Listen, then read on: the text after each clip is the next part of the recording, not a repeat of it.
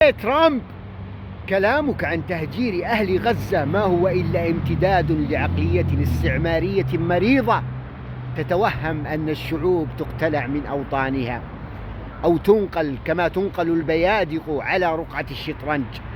من تظن نفسك حتى تقرر مصير أمة؟ من أعطاك الحق لتتكلم عن تهجير أصحاب الأرض وكأنهم عبء يجب التخلص منه؟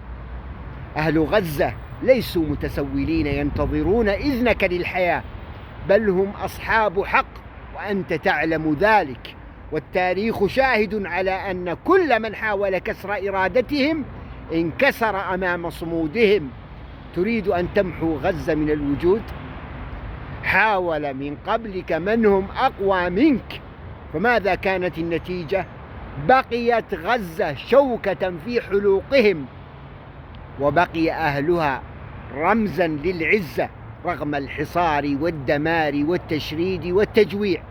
أما أنت يا مهاجر يا ابن المهاجرة فمجرد ورقة في كتاب السياسة، وسينتهي بك الأمر كغيرك من توهموا أنهم قادرون على تشكيل العالم بأهوائهم.